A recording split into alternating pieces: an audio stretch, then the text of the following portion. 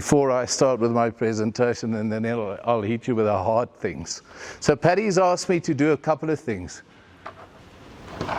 He asked me to explain rankings. So I'm going to read something to you. Canada, Zimbabwe, Hong Kong, Romania, Belgium, Portugal, Samoa, Tonga, Chile, USA, Spain, Uruguay. I've ranked 25 to ranked 14. Zim sits at 24 at the moment. When you go to, and Canada sits at 25, Belgium sneaked in. But Belgium didn't qualify, Samoa qualified. So Belgium will be out, so Zimbabwe will move to 23 when we go to World Cup, and Canada will be 24. Sitting as we are seated now, but obviously with the Nations Cup being played, those rankings will change a little bit. So what does that tell me? Based on this, it tells me that you are about to lose 5 games.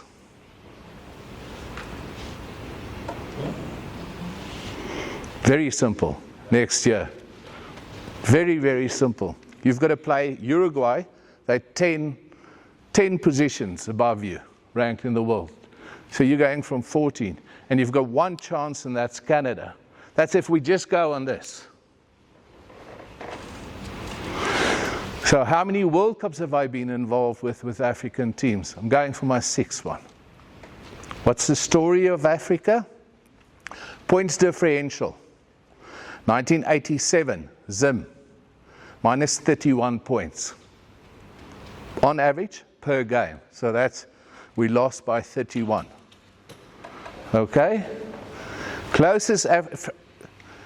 The worst Africa has ever done, minus 72 points on average. When was that? 1991. Was it 91? Yeah. It is, sorry.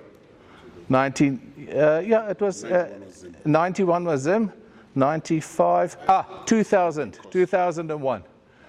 When World Cup went from 16 teams to 20, Namibia lost 142-0 to Australia.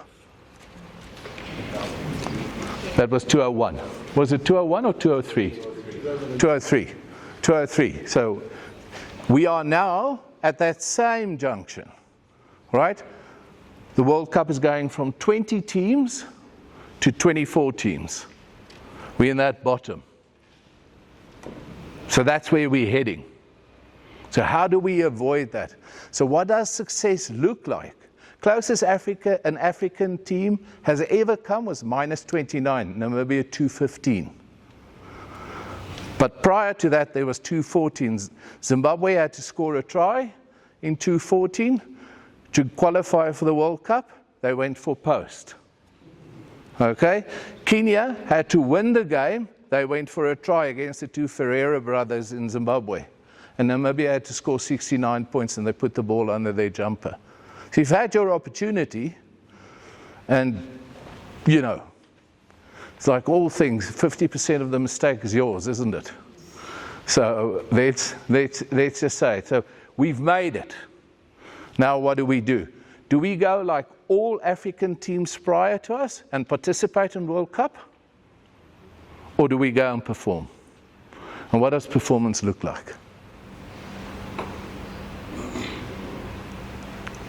So our golden thing is normally, if we can get you in that gap, that minus 25% to 0 differential against the big teams in the world, if we can keep that, then that's performance. All right? And then we can cross the Rubicon. Because too often people look at, oh, we've got to win. It's not that. There's a process that's going to require, and it's going to take a long, long time to get there. So very quickly, a week ago, so I'm going to move off and away from the ranking, but you all understand the ranking, and you all understand the permutations. So a week ago, Pete, TJ, and myself sat, and based on my experience, I thought we're going to get 400,000 K of investment, minimum, for high performance, so for preparing the team. And they said, no, we're going to give you 325. And they explained to us, World Cup grew from 20 teams to 24 teams. So there's another tier. Okay? So we're 75,000 short. But what I want to share with you is, every pound we give you, sounds a lot, we want you to raise £5. That will get us to the silver standard, won't it, TJ? I'm not going to do maths like you guys and percentages.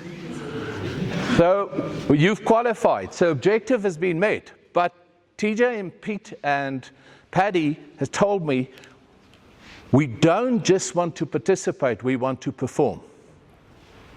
So that's been stated publicly. All right? So we do not want to be an African story. We want to be the Renaissance. Investment 325,000 sterling for the calendar year running from 1st of January to parties, World Rugby Group and Zimbabwe Rugby Union. It's important that you understand that it's not a trust, not a franchise, nothing like that. It's the Zimbabwe Rugby Union. Now, in saying that, 3 things that we found worked when we got to Zimbabwe after your qualification is the Sables Trust enabled you with the funding. If it wasn't for them, you would have never qualified. The technical committee appointed the right people, and the right people selected the right team, and you qualified. So those were the 3 things that worked well. So we're not going to discard them or disrespect them in any way, but we've got to step up. So, core principle of this investment is it's conditional. And you've got to meet mandated performance, governance, and reporting obligations. It's mandated. How does it work? So, very simple, 3 pillars. Strategic ambition on off field. TJ, Pete explained that to us very clearly in Jaws.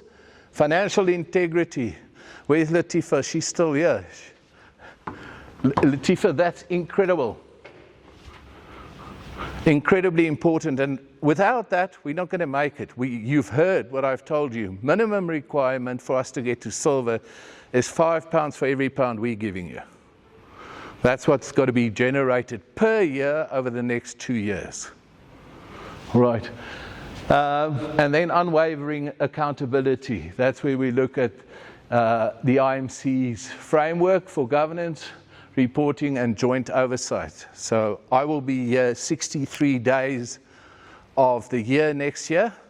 So monthly visits for about 6 to 7 months.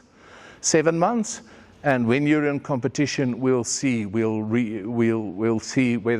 I join you in the US or whether I join you in the UK later on. So we're consistently going to be there. And if there's a need for a Ben Pollard, Pete picks up the phone and he says, can we get Ben in for 2 weeks to come and help us set up this, that, or the other? Or TJ calls me and he says, can I get Alice in or can I get Matty Johnson in?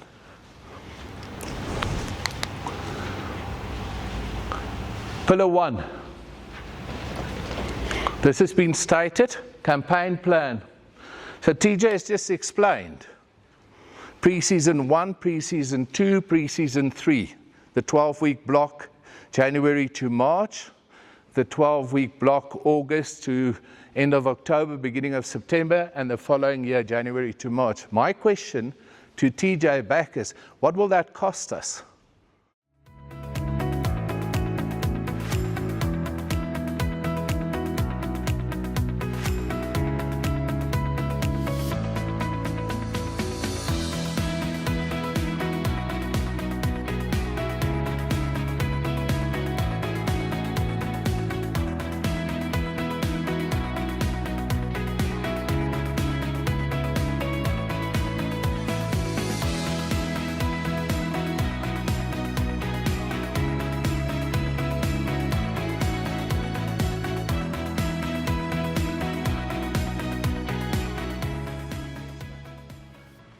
What will the return on investment be if we go about it that way? Can kids or adults get away from work?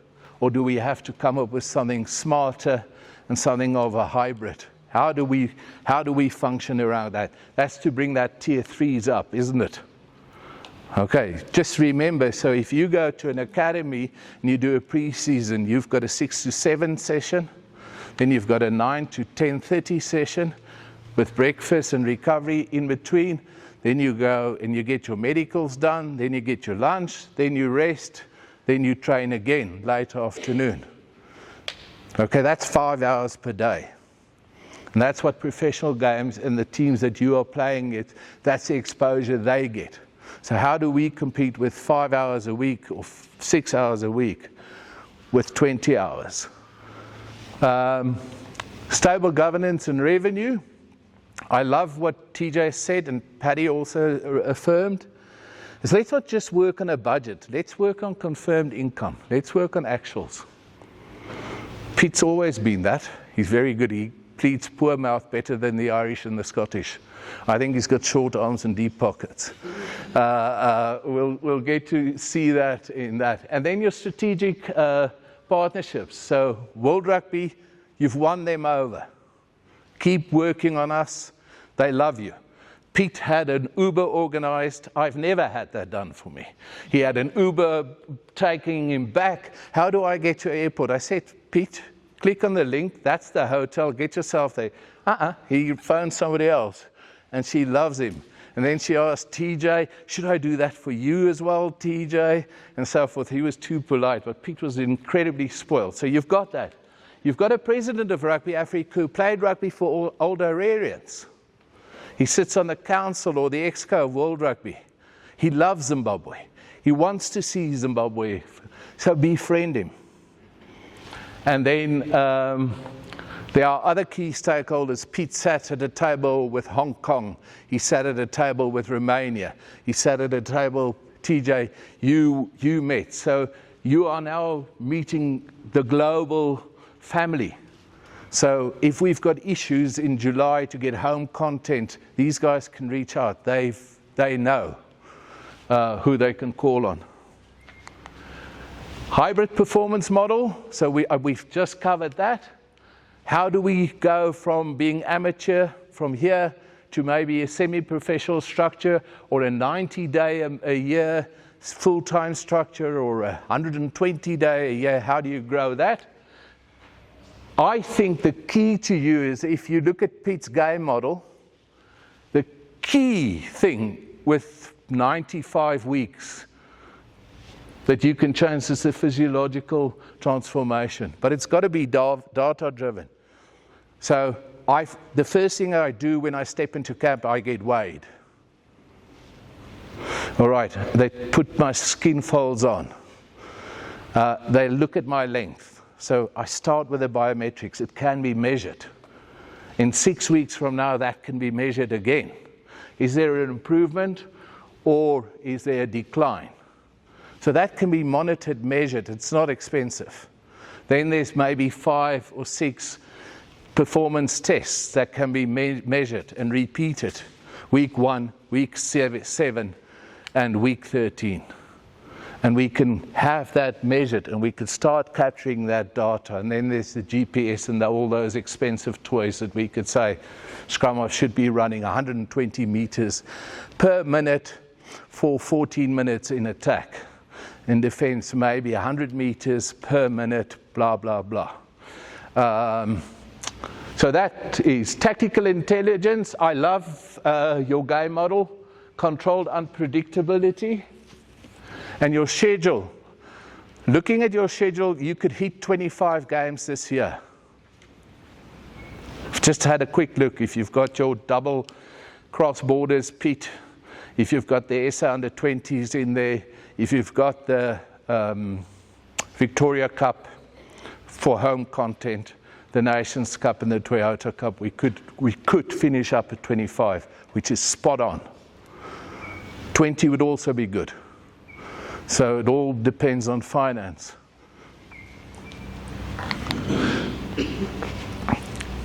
Aggressive recruitment and development, your diaspora. There is no other country in Africa outside of South Africa that produces what you have produced via your schools. All right? 3 international captains, tier 1 international captains in the last 2 decades. Taichwan, Skinstad, Pocock. Springbok Centurion, beast. And I can go on and on and on. There are 11 players, tier 1 professionals, that we've not touched or captured.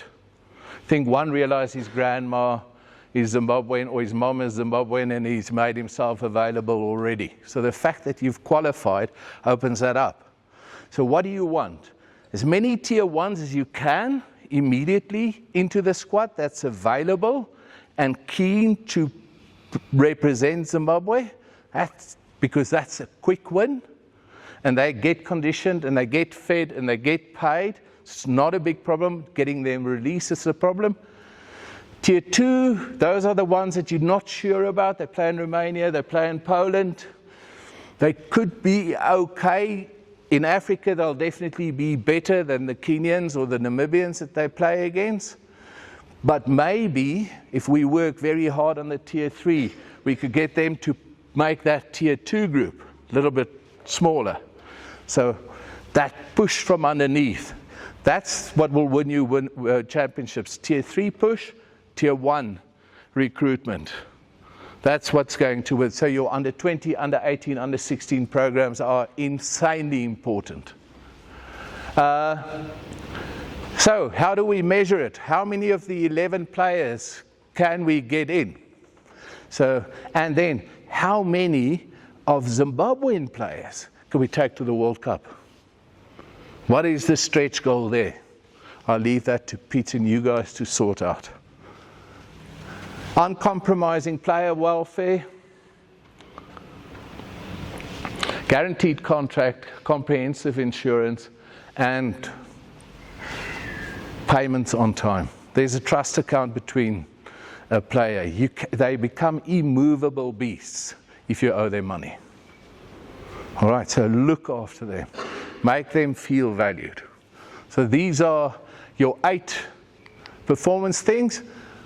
What can the funds be used for? TJ needs to submit a budget. TJ and Pete, we've done the bulk of it in gold, silver, bronze, and red. Okay. IMC needs to sign it off, needs to be submitted to World Rugby, needs to be submitted to World Rugby via Flux on the 26th of January. We then go through it, we okay it and say, yes, you can, yes, you can't. There are basically 6 areas where you can spend your money. Program leadership, Pete, TJ, all right? Ricky,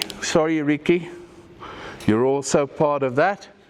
Then you go coaches, and then you go daily training environment. So that's the police grounds, for example, setting up a gym, getting food to training sessions, competitions, campaigns, sports science, sports medicine. There could be people development, and there's a little bit of costs that can go to administration. So support for a CFO or a financial director, if he works on this, can also come. What can your money not do? It can't pay for players in any form. Can't be used for that. That's the biggest struggle. That's your biggest item, is player payment. That's the biggest cost in any high performance program. Okay, player payments, and very shortly after that, competitions. And funds can't be used to settle outstanding repayments from, this says previous COVID relief, the contract says that, but it's any debts incurred by the union whatsoever. So historical debts, our funds can't be used for that. So as long as we're clear about that.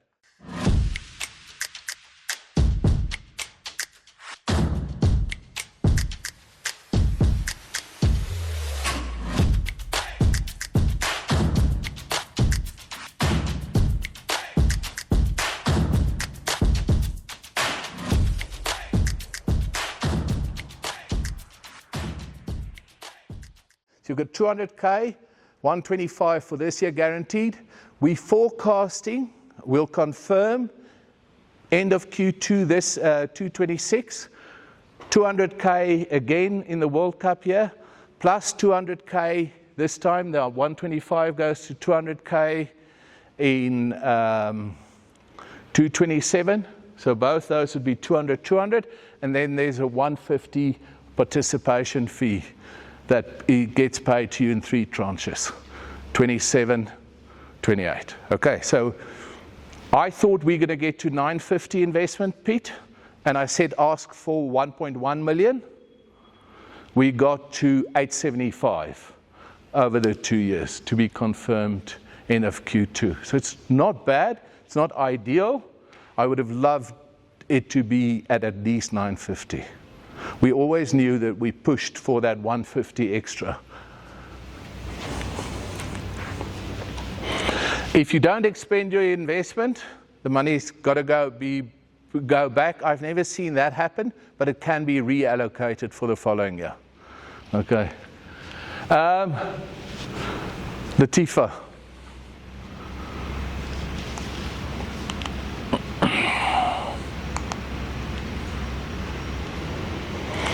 If financial management is not prudent, we have got the right to appoint a third-party service provider. So, Deloitte and Touche on behalf of World Rugby to run the entire thing. And then it is, TJ, for every penny that you want to spend, you've got to write to me, you've got to send me your budget, and I go line item and I say yes, no, yes, no, yes, no. It is tedious. And I then write to Deloitte and Touche or whomever, Price Waterhouse, and I say release the funds. So if we don't get the right person in, or the right structures or the audits and so forth in place, then that could happen. What are your mandatory obligations? So if we do put in accounting service provider, you have to work with the ASP. You have to appoint a qualified financial director, manager, I would say start, involved in, and World Rugby must be involved in the recruitment. So it's simple. You speak to Connor Molan, or you speak to me, and we do the recruitment process, and we okay it if the guy is. We normally don't go against anybody. Grant and the accounting software, invest in Xero if we can, or whatever you want to use, Pastel. But let's get that going. Pete, IMC, TJ. Quarterly reports. So our money, our high performance funds gets released in quarters. So before end of January, after submission of the budget, we'll release the first tranche of money. And then Q2, early Q2, after you've reported.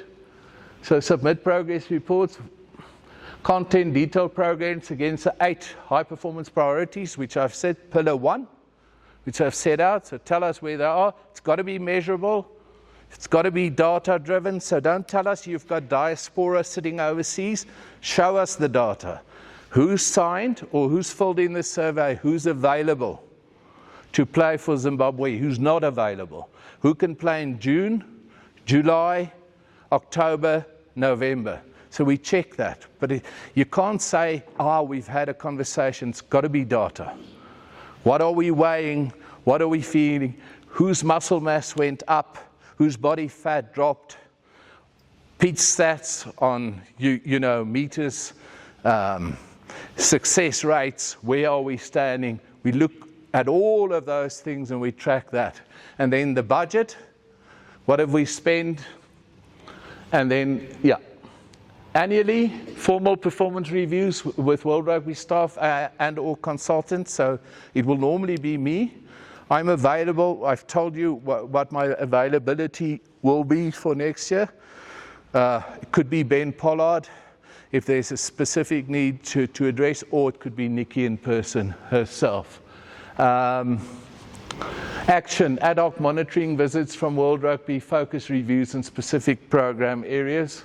Key message, failure to submit reports or meet deadlines has got no excuse, okay? So what will happen is you'll miss the payment run and your money will land late and you'll run into cash flow problems. Jaws, I think you and Bright need to make a note of this. The technical committee needs to evolve into a high performance committee. It's part of the high performance agreement, okay? And not everybody will go there. There are two distinct roles, but I think there would be a board representative, there would be a director of rugby, head coach, there would be a World Rugby rep, and there may be a sports scientist or an independent. Joint management, that's only if we fail.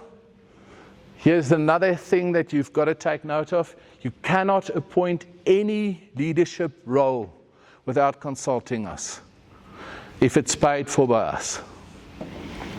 Okay, or if we make a contribution. We'd love to contribute 75% of our funding towards your leaders. Okay, or contribute 75% so that we insulate them, so that there's really that, you know, it's not a political thing, this guy is lost and now we go and we get rid of him. So we do sensible performance reviews, etc., etc., etc. Otherwise it becomes a banana republic. So important. So head coach, director of high performance, director of rugby, HPM, HOAP, all of those positions, lead S&C, we need to be consulted in that. Again, we'll always leave it to the coach to say, this is my wish list, and we'll agree or we'll disagree. But there's got to be a process, there's got to be a job description, you've got to explain the need, and there's got to be KPIs against the job description. Okay, so that's clear. And then what we do is we collect, analyze, compare player data. What Pete showed you, we do, so that we can make you better. So we monitor our return on investment, data sources, data's gathered from the ZRU. And listen, I've worked with the Zimbabwe Rugby Union since 2012. One of your biggest issues, there was no data. If I asked how many clubs, how many players, I got a different number every year.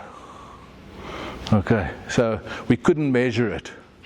So sooner we start measuring what are we sitting on, the better for all of us. So it starts with a very simple process, player registration. And if you can digitize it, you'll be the first country in Africa to digitize. There's countries that registers very well via Excel. It's not accurate, because Brian Abana still plays rugby, as far as I'm concerned. Do you know what I'm saying? So, so if we could digitize, that's it. ZRU's responsibility, please just formally notify all players and management. Who will sign the high performance agreement? Paddy will sign the high performance agreement on behalf of the ZRU with World Rugby. Dispute resolution. We're going to go good faith. So if we don't agree, we have a conversation. We lock the room, throw the key away. We come up with a solution. We put on record if we disagree, but we agree to move forward. And then if the negotiation really falls flat on its face, unfortunately, your legal teams will have to go to London. Termination clauses. Unremitted breach of the agreement, insolvency of the union, adverse change to the union's financial condition, suspension from World Rugby membership. Guys, you were this far away from being suspended by World Rugby and Rugby Africa. If it didn't work out in August, you'd have been gone. Okay, and that would have meant no. So really, start here. Let's take this as the nucleus and make absolutely sure that the leaders and the IMC is insulated and protected, and we work towards this. Because if we grow, we can build that tunnel and everybody will benefit There will be kids standing like I do and recite the Zimbabwean team names for you in 50 years from now. There's a Latin word, festina lente, hasten slowly. I leave you with that. Thank you very much.